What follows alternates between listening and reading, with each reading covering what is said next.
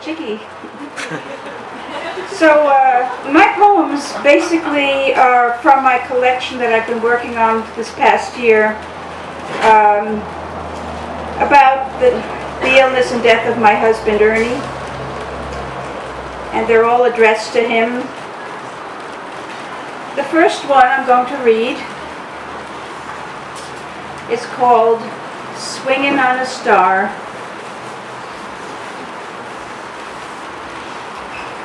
Laughing gulls and the oceans roar and thunder as it gurgitates continents and other broken things. Makes me think, as they say, what goes around comes around. Words, like stones even, wash up. Tell me, Ernie, from your vantage, seated on that bending, curved cushion by the big dog in the sky, do I seem small and neither here nor there? You vaulted the rainbow as Earth Mother pushed you like a child for that last swing on the great playground, looped high around the rim of some event horizon, maybe coasting gravity's waves that vanished as though swilled by a black hole. Thrilled to say, I'm there right behind you, baby.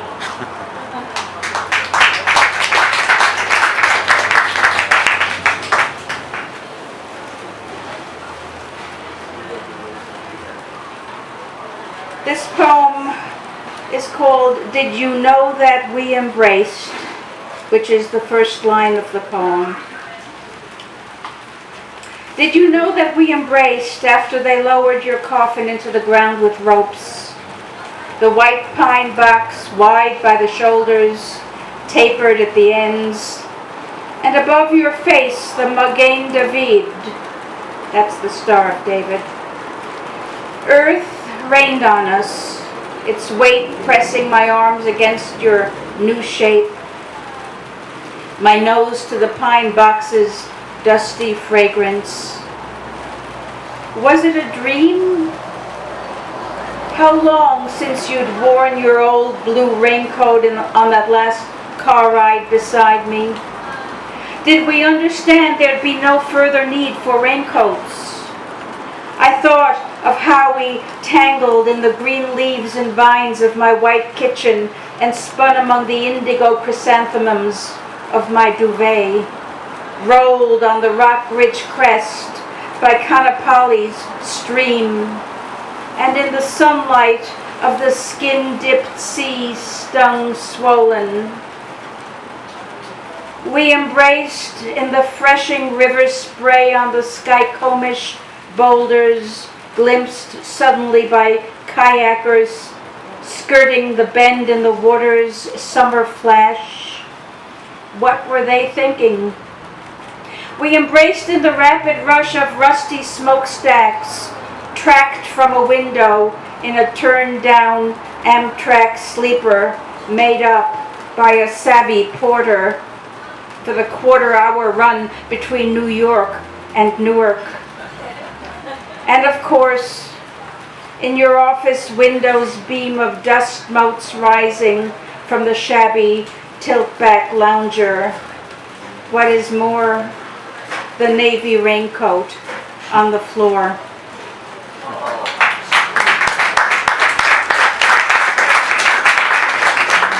Here's one that oddly is also a 9/11 poem. I say oddly because this is all the stream of my experiences with Ernie. So here it is, and it's also a Seattle poem, and it's a Seattle architect poem. The architect, Minoru Yamasaki, and it's called Minoru Yamasaki's Shroud, which is the first line of the poem. Minoru Yamasaki's Shroud. A weave of steel fringed with ogive tapered arches, like those on old minarets, with ribbon windows displaying New York as the painter Bosch laid out that God's eye panorama in his garden of earthly delights. After the steel beams were staggered to the sky and electronic fingers thrust into the wind, we entered those glass doors and soared 100 floors to windows on a world of fork and corkage, salmon mousse and raspberry terrine, unaware of bitter greens hidden there. We gazed on the curved horizon where the sun rose over airfields and people plied their trades.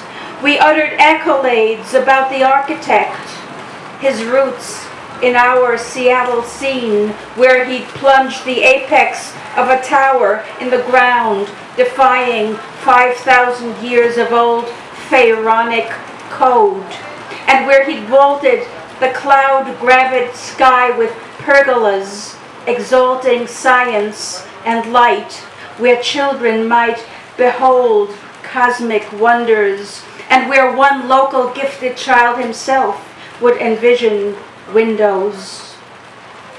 In that world, neither you nor I could glimpse an apocalypse of sacred words, defiled with jabbing fingers from the trenches in a war of disillusioned lunatics. Minoru's dream curled in a fusion of smoke and sinew, his ashes grieved as charred ribbon and fringe clung to his shroud, crimped in knots, sacred as those on the talus in which I buried you. Wow.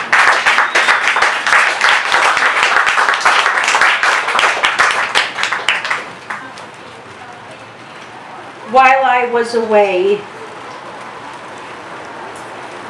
my crypt is filled with relics.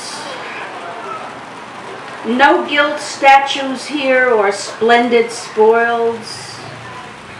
No gut-filled jars with invocations, nor embalming oils to keep the dead alive for timeless circuits on porphyry thrones. No crocodiles or birds. No wall carvings of praise or thanks. Not even frozen hope in cryogenic tanks. Just old masks beaten out of words and bent from patterns forged in bowel and bone. Some strokes of passion burnt on onion skin, dry wildflowers and enigmatic silver tones to scan and digitize as modern hieroglyphs anticipating some Champollion. No ornaments of pride, a challah cover needing beads, a yard-side candle to recall, and in a leather bag, the broken clock from Mother's bedstand when she died.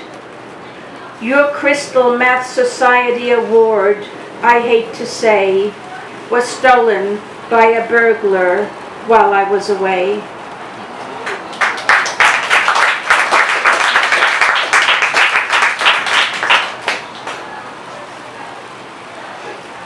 One Corner Ma.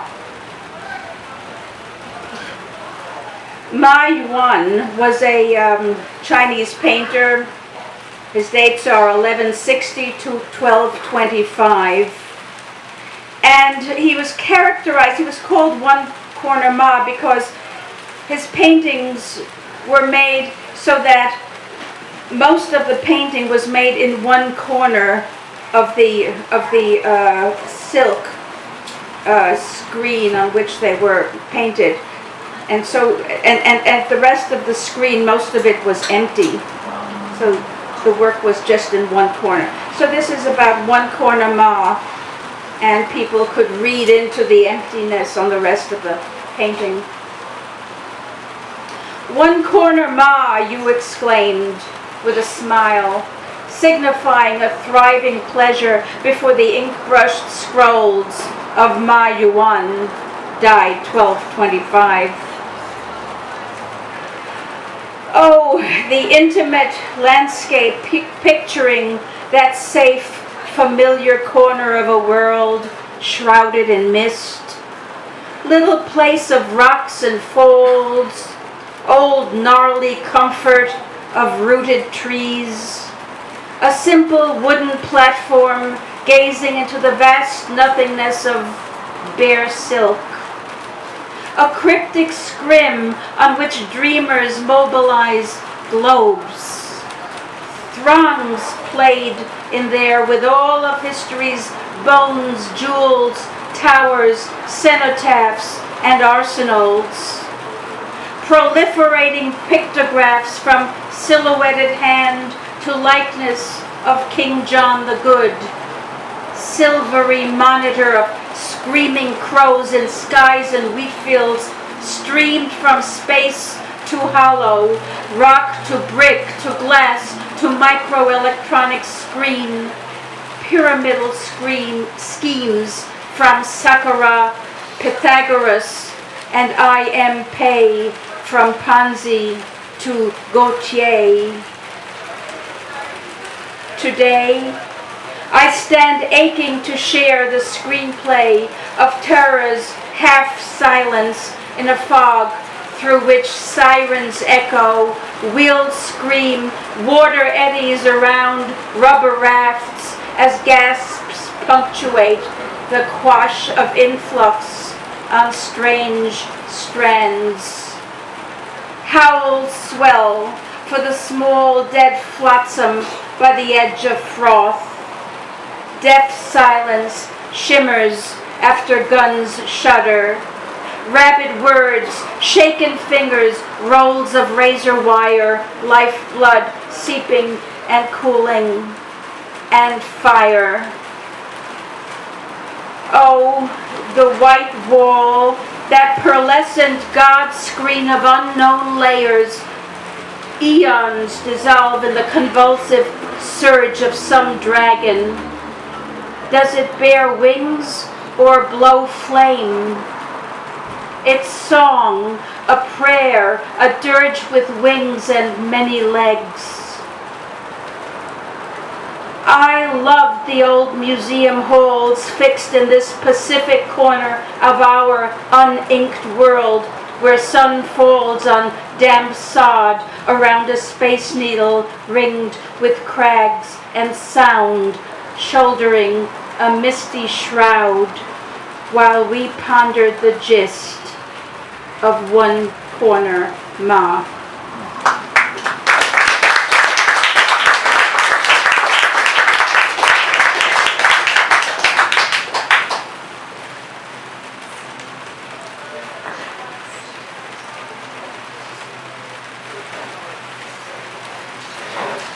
How's the time going? Maybe one more? One more, okay. Thanks. One short one then. I swore it was you.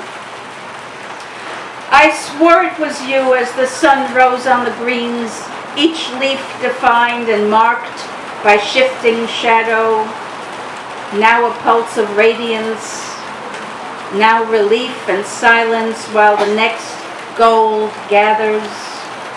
I saw you move by the ferns and salmonberry near the bluff, like the deer I seized in a photograph this morning, who appeared, sized me up, and moved on. Later on, that same silver green skimmed by the moon's whiteness, a shade of light brushed the hedge, a silhouette, passing, you might say, howling. Thank you.